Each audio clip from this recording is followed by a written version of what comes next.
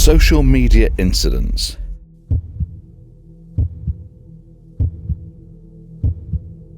I never thought that a careless tweet could change my life forever. I was just scrolling through Twitter one day, minding my own business, when I saw a news article about a drug cartel that had been operating in my city. I was outraged by the violence and crime that the cartel was responsible for, so I tweeted my disgust. I didn't think much of it at the time, but a few hours later, I started getting threatening messages on Twitter. People were telling me that I was going to die for what I'd said. I was scared and didn't know what to do. I tried to delete the tweet, but it was too late. The damage had been done. I was in danger. I decided to leave the city. I packed my bags and left in the middle of the night. I didn't tell anyone where I was going. I just wanted to get away. I drove for a few hours until I was sure that no one was following me. I finally stopped at a small town where I rented a room at a motel. I was exhausted, but I couldn't sleep. I kept thinking about the threats I'd received. I was scared for my life. The next morning I went to the police station and filed a report. The police said they would investigate, but I didn't hold out much hope. I knew that I couldn't stay in the small town forever. I had to find a way to get back to my life. I decided to move to a different city. I found a job and started over. I was still scared, but I was determined to live my life. I never forgot what had happened to me. I learned that even a careless tweet can have serious consequences. I'm more careful about what I say online now, but I'm also more determined than ever to live my life to the fullest. I'm not going to let fear control me.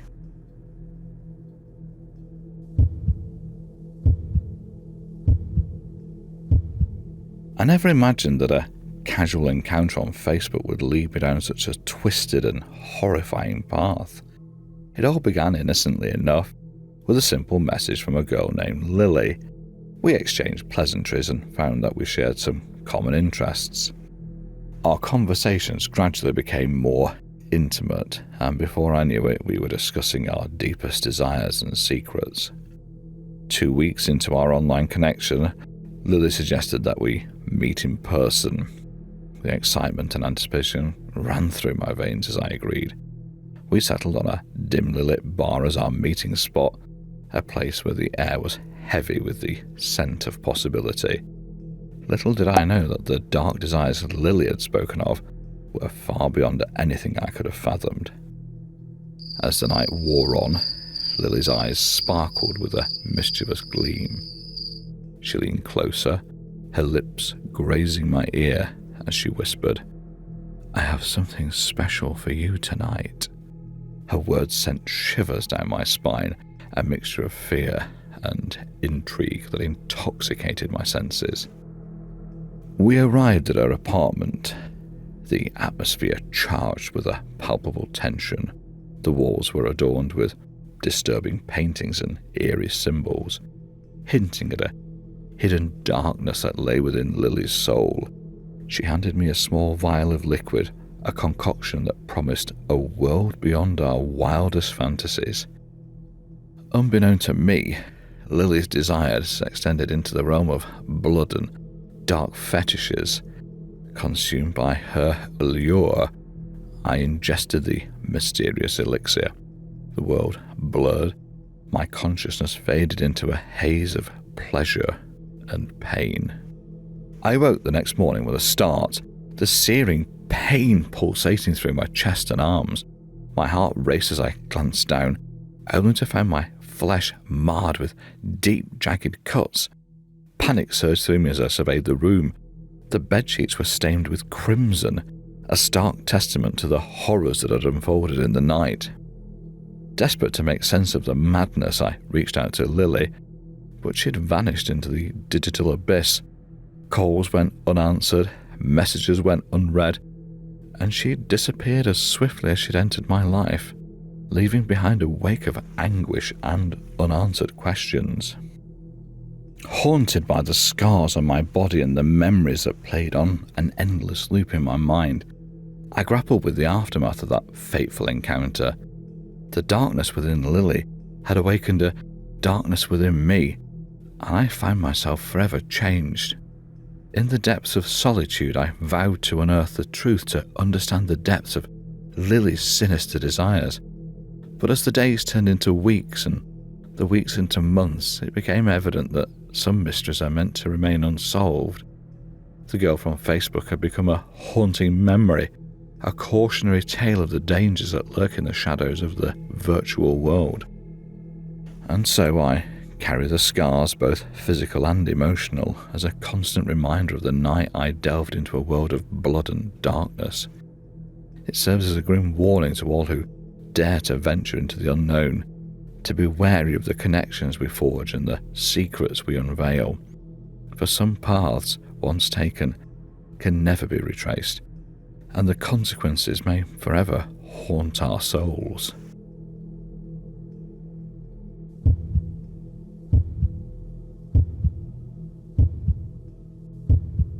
I was required to attend a Department for Work and Pensions centre and was using my Rollator.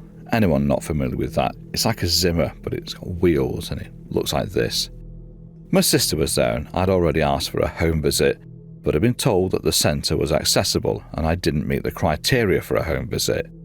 I was not mentally coping with this visit rapidly approaching after having been removed from my mobility help with the ESA, the Employment Support Allowance, which was then changed to PIP, Personal Independent Payment. And I was sick with worry, so my sister and I went to a solicitor just before the appointment, and he was free afterward, so just came with us because I'd started to get more panicked and needed my nebulizer. I wasn't okay afterwards. I had to stay with my sister to be safe. I posted what happened on Facebook and Twitter. I figured if it helps things change for the better, anything's okay by me. That was why I made the Facebook post public. I felt that what had happened was awful and it was so hidden. And then when I, and others in a similar position, experience such a demoralising event, you kind of internalise it and think that you deserve it and end up going quiet because the people who understand don't need reminding of it, and the ones who laugh and call me a liar, well, they'll never understand it. So why fight it? Especially when it happens so often and when it's at a place where you're required to go to, and then they ask demoralising and degrading questions that they've already asked and made you spill your soul on a horrible and massive form more than once. On that day, they wouldn't let me use the portable ramp and my rollator. I've got wheels, I've had multiple health disorders and labels. I cannot do stairs.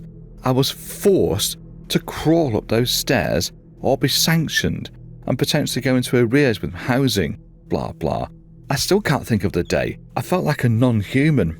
So it seems like I digress, and I didn't. Journalists took the story and sold it. I woke up after having been staying over at my sister's. Thank God. Don't bear thinking about what could have happened had this unfolded and me being alone. To be on the front of several local and national newspapers. The online versions of the story went viral, some claiming that I acted this so I could sell my story. I did not sell that story.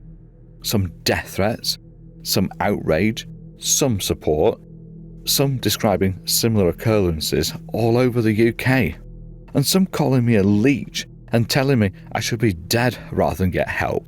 I tried responding. I've paid tax in this country for a great many years. I'm adapting to a change in circumstances right now, and I need help. That's exactly what this money is there for. And the unfortunate part for me, it still rules my life. I'm still trying to relearn to live life in a body that's failing me, and my mental health took a massive nosedive. Some newspapers and online lifted my exact Facebook account and my name, area and age and abilities were out there for all the Fruit Loops. I was in fear. I was agoraphobic prior to that and living online. And since all this, well, I've changed again. I'm scared of Facebook to an extent. I'm not ashamed of what I did. I did nothing wrong. Everything that I said did happen. Why should I feel shame for sharing this? There are a great many nutters who took it upon themselves to email me, instant message me, direct messages to me, and tell me a bunch of horrific things that they felt about disabled people and their right to live. Disabled woman forced to crawl upstairs to benefits assessment meeting. Humiliating benefits assessments must end after disabled woman forced to crawl up to DWP stairs, says Scope. Disabled woman forced to crawl on her hands and knees up steps at Glasgow's biggest benefits centre because there was no ramp. Disabled woman forced to crawl upstairs to attend a benefits assessment. Disabled Glasgow woman forced to crawl upstairs to benefit assessment appointment. This one has a few vile comments. They broke me and my sister, had to take me away from my internet access because I kept responding. Stupid bloody trolls. She'll have made a fortune. Aye, that's where you're clearly a moron. I've got yet another hearing next month. This pish was dragged on just about the form. Do you think I'm going to try to show I was dehumanised by going through the courts? I already sit contemplating if I have a right to breathe as it is. One good thing came of it. My mum got phone calls from her family in Australia and Canada. Yep, I ended up in their newspapers, and apparently Canada seems to have made me a poster child for accessibility. Well, good on them. And actual friends got in touch. They weren't sure it was me. As I said, I was agoraphobic plus other stuff, and I hadn't gone outside, except for medical stuff, for about 6 years at that point. They only were certain it was me because of my eyes. These were some horrific incidents that portray the dark side of social media that we ignore most of the time. If you need more of these kinds of stories, let us know in the comments. Do give it a like and share within your cult.